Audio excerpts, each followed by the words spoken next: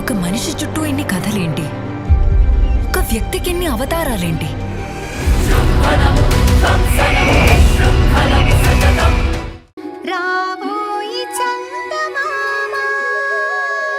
ఏందిరా ఇది? ఇప్పటిదాకా అందరూ మనల్ని చూసి భయపడతా ఉండేవారు, అట్లాంటిది ఏందిరా ఆ భరత్ గాడికి మనం భయపడతా ఉంటాం? ఆ రాయుడు గారిని ఎందుకు పంపించావు నాన్న? ఏదో ఒకటి చేసి ఆపాల్సింది కదా. అసలే భరత్ గాడికి రాయుడి మీద అనుమానం వచ్చింది. ఇప్పుడు అక్కడ ఏం జరుగుతుందో ఏంటో. నువ్వు తప్పు చేసావు నాన్న. ఏంటి తప్పు చేసుండానా? మొయ్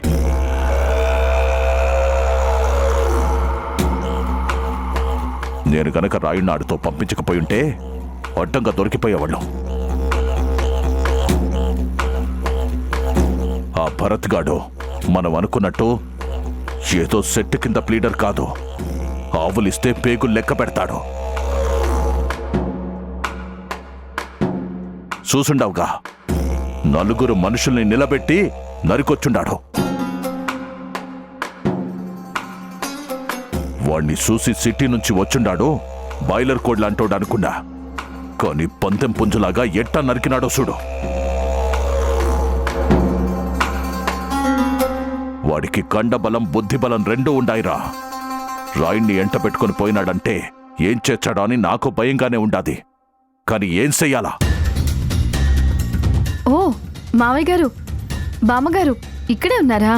మీకోసం కాఫీ తీసుకొచ్చాను, తీసుకోండి. నువ్వు తేవటం ఎందుకమ్మా? ఆ తులుసుండదు కదా, దాని చేతికిచ్చి పంపించుండాల్సింది. పర్వాలేదులేండి, తను ఏదో పనిలో ఉంది. తీసుకోండి కాఫీ. బామ్మగారు మీరు తీసుకోండి.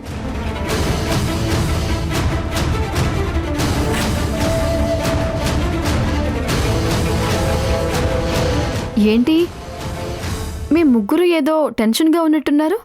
దేని గురించి?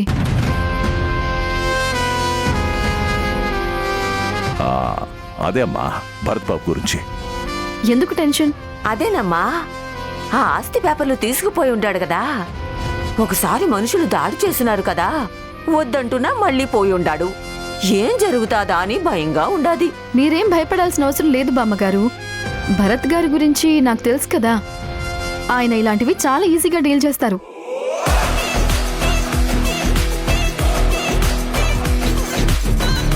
ఆ రోజంటే ఆయన అలర్ట్గా లేరు కాబట్టి రాయుడు పారిపోయి వచ్చాడు.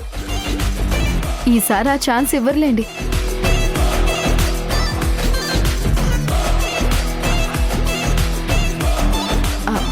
అంటే భరత్ గారితో పాటు రాయుడు కూడా అలర్ట్గా ఉంటాడు కాబట్టి ఇక భరత్ గారిని ఎవ్వరూ ఏం చేయలేరు.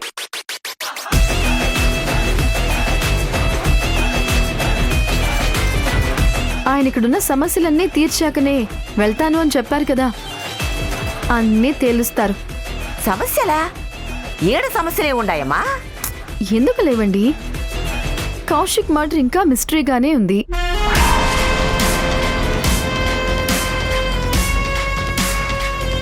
మీరు పట్టుకొని తీసుకొచ్చిన మనిషిని ఎవరో విషం పెట్టి చంపారు కదా, అది మిస్టరీగానే ఉంది.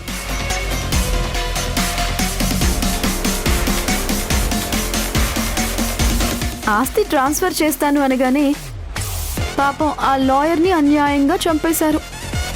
అది కూడా ఇంకా పెండింగ్లోనే ఉంది.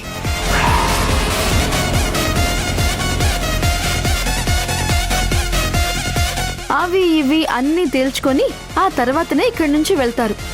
యూ డోంట్ వరీ, చల్లారిపోతుంది. మీరు కాఫీ తాగండి.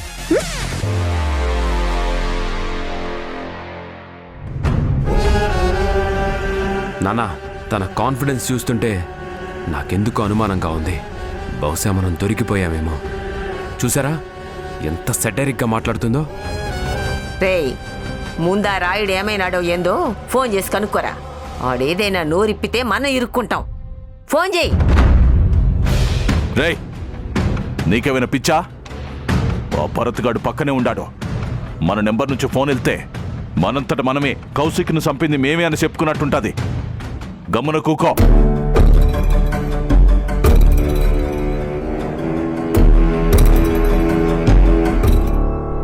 నిజం చెప్పు రాయుడు. నాకే తెలీదు, నన్ను వదిలేయండి. నా దగ్గర డ్రామాలు చేయకు. నువ్వేంటో నువ్వు ఎలాంటి వాడివో నాకు బాగా తెలుసు. నేను కౌశిక్ ఈ ఊరికి ఎంటర్ అయిన తర్వాత మమ్మల్ని ఎలా కాపాడావో నేను చూశాను. అలాంటి వాడివి నువ్వు నన్ను ఒంటరిగా వదిలేసి పారిపోయావంటే ఎలా నమ్ముతాను అనుకున్నావు? డ్రైవర్ని కార్ ఆపమని చెప్పింది నువ్వు. నీ ప్లాన్ ప్రకారమే కార్ ఆగింది. నీ ప్లాన్ ప్రకారమే రౌడీలు ఇక్కడ దాక్కున్నారు. నా మీద అటాక్ చేసేలా ప్లాన్ చేసావు. లేదు, నాకేం తెలీదు. ఏయ్, నీకు తెలుసు, నాకు తెలుసు రాయుడు. కాకపోతే నేను ఇలా రివర్స్ అవుతానని నువ్వు అనుకోలేదు. ఆ రోజు కూడా ఇదే కత్తిని కారులో నాతో పాటు ఎందుకు తీసుకొచ్చావు? అంటే వాళ్ళ దగ్గర నుంచి తప్పించుకుంటే నువ్వేసేద్దాం అనుకున్నావు కదా? లేదు బాబు, నేను నిజమే చెప్తున్నాను. నేనెందుకు మిమ్మల్ని చంపుతాను? ఇదంతా అబద్ధం. నా మాట నమ్మండి బాబు. రాయుడు, నేను లాయర్ని. అబద్ధాలు చెప్పి నా నుంచి తప్పించుకోలేవు. అవసరమైతే నిన్ను ఇక్కడ నరికేసి నా మీద కేసు లేకుండా ఈజీగా తప్పించుకోగలను. కౌశిక్ నాకు చెప్పింది ఒక్కటే, ఇక్కడ నేను నమ్మేది, నన్ను కాపాడేది రాయుడు ఒక్కడే అని. అందుకే నిన్నేం చేయకుండా వదిలేశాను. లేదంటే ఆ రోజు రౌడీలతో పాటు నిన్ను కూడా వేసేసేవాడిని. మర్యాదగా జరిగిందంటో చెప్పు, లేదంటే ఇక్కడ అయిపోతావు. చెప్పు. వద్దు బాబు, వద్దు బాబు, చెప్తాను, నిజం చెప్తాను. నన్ను వదిలేండి బాబు.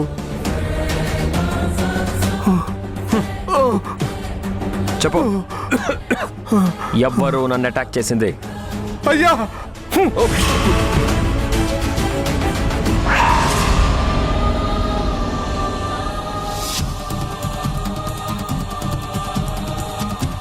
రాయుడు! నిప్పుతునకై భగభగలాడై వాయుగుండం అగ్నిగుండం రెండు నువ్వేరా.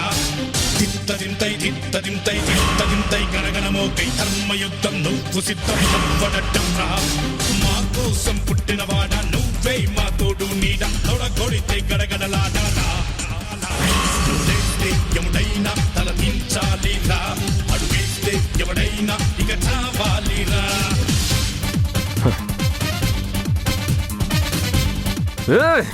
రాయుడు,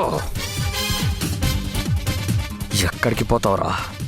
నిన్ను వదలను, నీ వెనకాలన్న ఎవ్వడిని వదలను.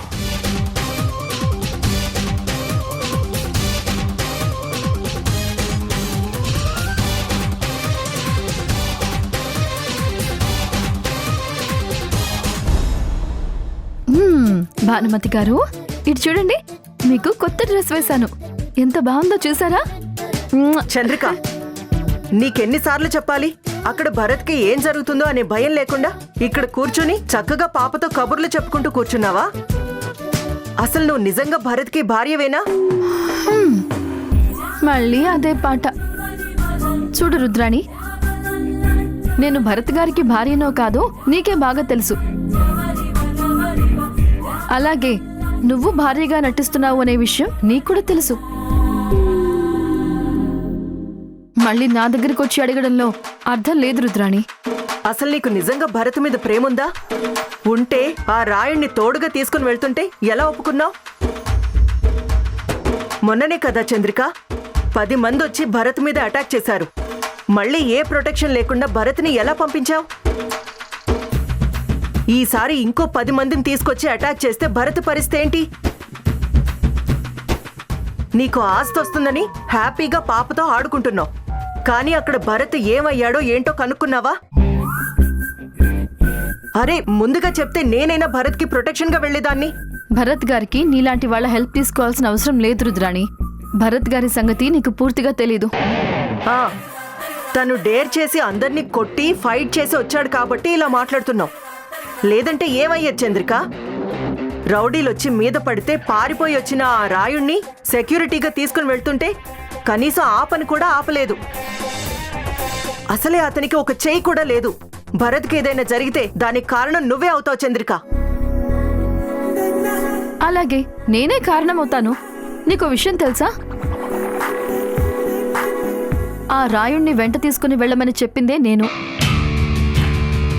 ఇదే కాదు, అసలు అటాక్ చేసిన ఆ రౌడీలను దొరికిన వాళ్ళను దొరికినట్టు చితక్కొట్టమని చెప్పింది కూడా నేనే.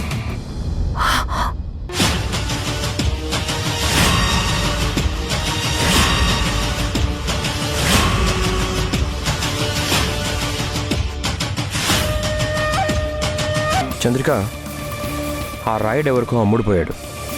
నా చుట్టూ మనుషులు చేరి నన్ను అటాక్ చేయబోతున్నారు. ఆ రాయుడు కావాలని తప్పించుకొని పోయాడు. ఏమండి, మీకేం కాదు, మీరు తిరగబడండి. వాళ్ళల్లో ఒక్కడిని పట్టుకున్నా మొత్తం అందరూ దొరికిపోతారు. ఇప్పుడు ఇంతకంటే మంచి ఛాన్స్ రాదు. ఆ రాయుడు వెనకాల ఎవరున్నారో తెలియాలంటే వచ్చిన వాళ్ళలో ఒక్కడినైనా పట్టుకోవాలి. అలాగే చంద్రిక.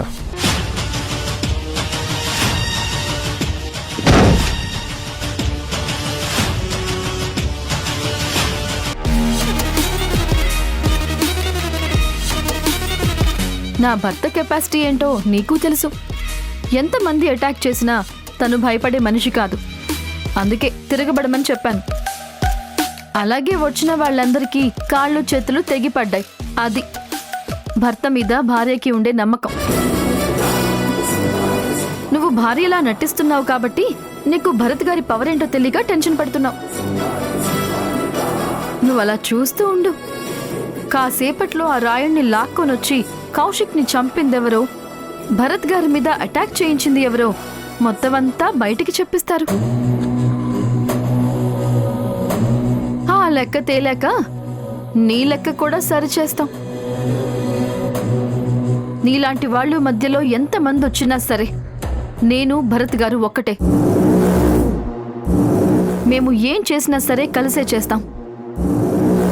త్వరలో నీకు కూడా కలిసే చెక్ పెడతాం.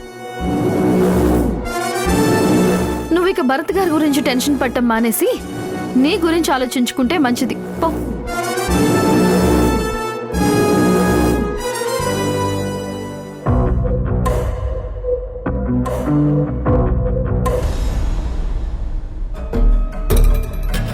నాన్నా, ఫోన్ వచ్చిందా?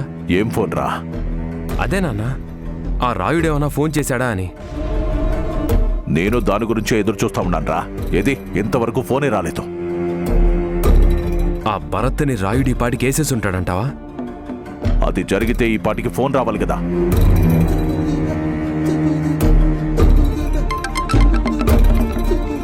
ఎవరు నాన్న? వాడేరా రాయుడు. అయితే భరత్ని వేసేసి ఉంటాడు నాన్న.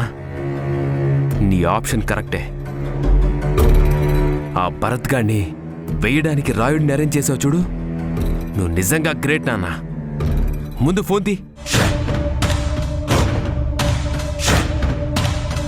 ఏమరా రాయుడు, ఏమై ఉండాది? అయ్యా, ఆ భరత్ నన్ను సంపనీకే తరుముకుంటూ వచ్చినాడయ్యా. ఏందిరా, ఏమంటుండావు? అవునయ్యా, ఆ నన్ను తోలుకుపోయింది నేను ఆడికి తోడుగా ఉంటానని కాదు, నన్ను బెదిరించి నిజం తెలుసుకోవడానికయ్యా. మెడ మీద కత్తి పెట్టి సంపుతానని బెదిరించినాడయ్యా. ఎట్నో తప్పించుకొని వచ్చినాను. ఇప్పుడు నువ్వు యాడుండావు? మన ఇంటికి దగ్గరలోనే ఉండానయ్యా. ఆ భరత్ నన్ను తరుముకుంటూ వచ్చినాడయ్యా. ఏం చేయాలో తెలియట్లేదయ్యా. ఆ రోజు మనుషులు నేనే పంపినానని ఆడికి తెలిసిపోయినదయ్యా. రేయ్, నువ్వు వెంటనే లచ్చమ్మ కాడికి పోయి ఆ భరత్ కత్తి మెడ మీద పెట్టి సంపాలని చూసినాడని చెప్పు. మిగతాది నేను చూసుకుంటా. అట్నే అయ్యా.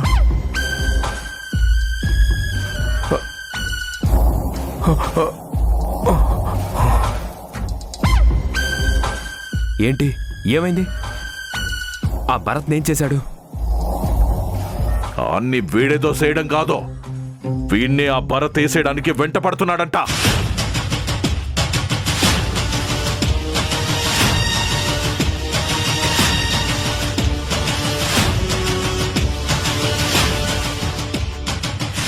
నిజంగానా? నేను చెప్పాను కదా, వాడు మామూలుడు కాదు. మనకంటే 4 ఆకులు ఎక్కువే తిన్నాడు. వాణ్ణి చంపడానికి మనుషుల్ని పెట్టింది నువ్వేనని రాయుణ్ణి పట్టుకున్నాడంట. నీ చేత ఈ పని చేయించింది ఎవరని మెడ మీద కత్తి పెడితే ఈడు పారిపోయి వచ్చినాడు. మరిప్పుడు ఎలా నాన్న? ఇప్పుడే మనం బుద్ధిబలం వాడాలా. రాయుణ్ణి చంపాలని చూసినాడని చెప్పి ఆ భరత్ గా నీ నుంచి పంపించే ప్రయత్నం చేయాలా. వెళ్దాం పద.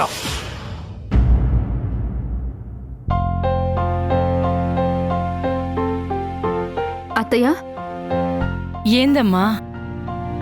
ఒకసారి ఇటు తిరగండి. ఏందమ్మీ, చెప్పు. ఒకసారి మీ చేయి ముందుకు చాచండి. ఎందుకమ్మే? చాచండి చెప్తాను.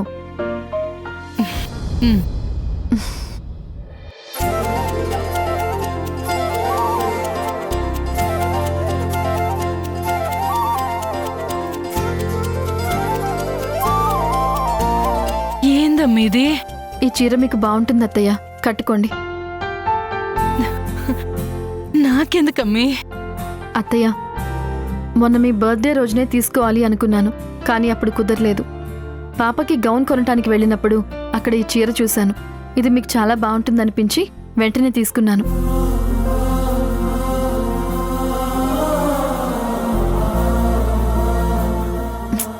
ఏంటత్తయ్య, ఎందుకలా కన్నీళ్లు పెట్టుకుంటున్నారు? ఏమైంది?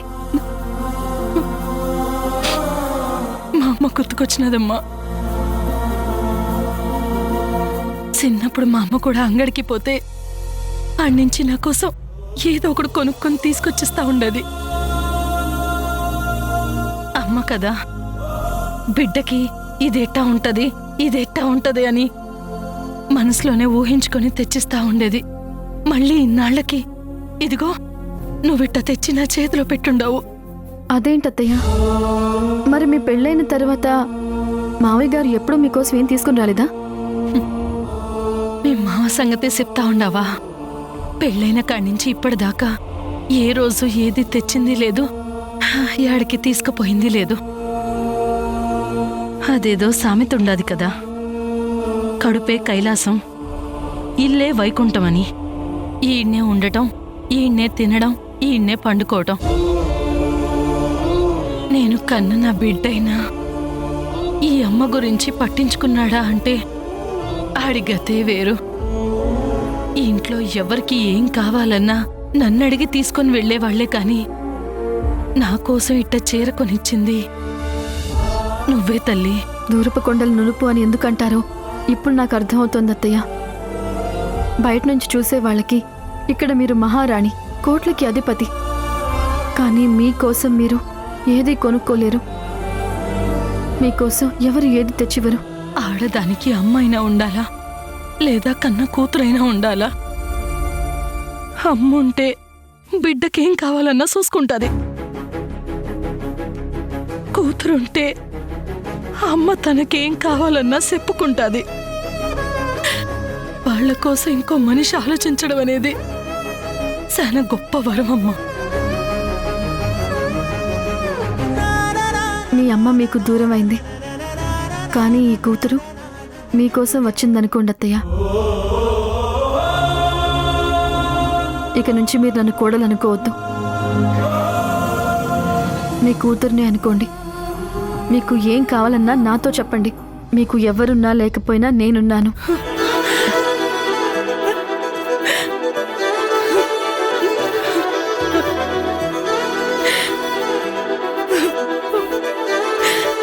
ఈ ఒక్క మాట చాలమ్మా, ఇంతకంటే నాకు ఇంకేం వద్దు.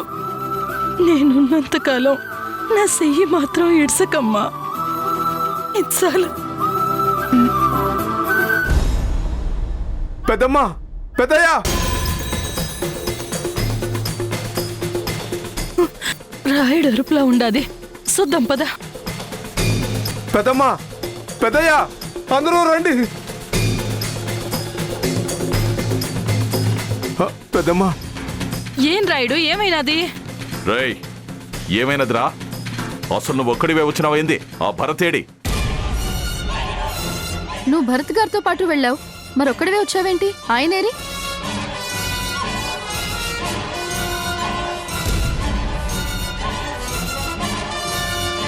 అవును రాయుడు, నిన్ను భరత్ బాబుకి తోడుగా ఉండమని పంపించుండం కదా, ఆయబ్బి లేకుండా వచ్చినవేంద్రా? అసలు ఏమైనాదిరా? భరత్ బాబుకి ఏమైనాది? అమ్మ అడుగుతా ఉండాది కదరా, చెప్పు. అట్టా చూస్తావేంది? ఏం జరిగినాదో చెప్పు.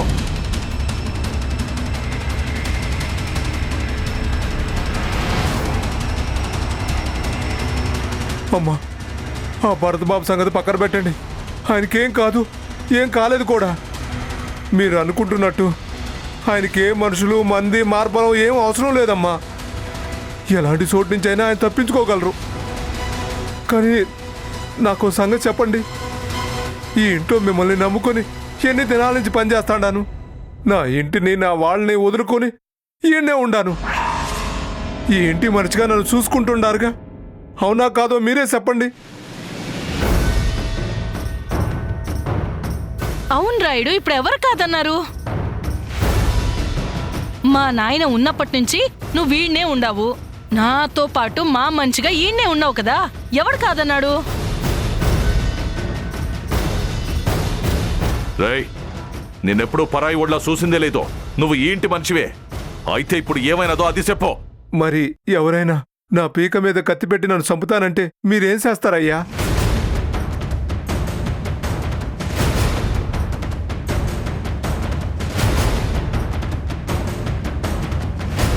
నీ పీక మీద కత్తి పెట్టినారా? ఎవర్రాదే? వాడికెంత ధైర్యం ఉండాలా?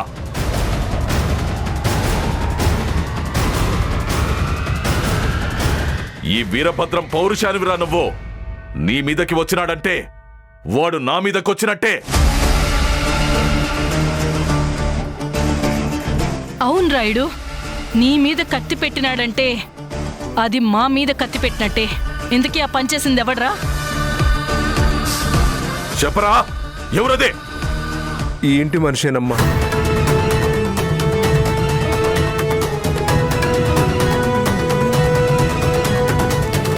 ఏమంటా ఉండవురా? ఈ ఇంటి మనిషి నీ మీద కత్తి పెట్టినాడా? ఎవరు ఎవరు రాది చెప్పు.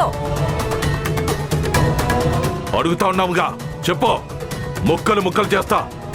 నువ్వు నా మనిషివి, ఈ ఇంటి మనిషివి. చెప్పు, ఎవడాడు?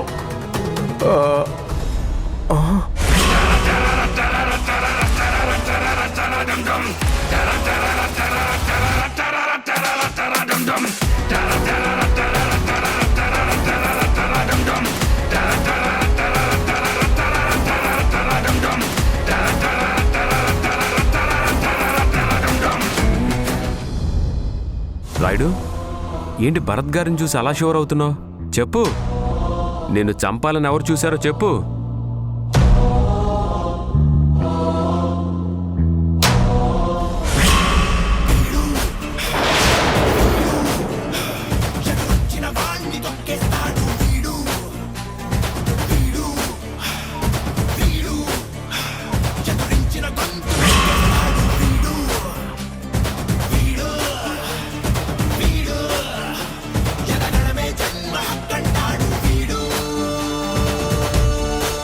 నీకేం భయం లేదు, నిజం చెప్పు. నీ పీక మీద కత్తి పెట్టి నిన్ను చంపాలని చూసింది ఎవరు? అది ఎవరంటే నేనే. నువ్వు రాయుడి మీద కత్తి దూసినావా? రాయుడంటే ఎవరో తెలుసునా? వాడి పీక మీద కత్తి పెట్టుండావంటే నా మీద కత్తి ఎత్తినట్టేరా.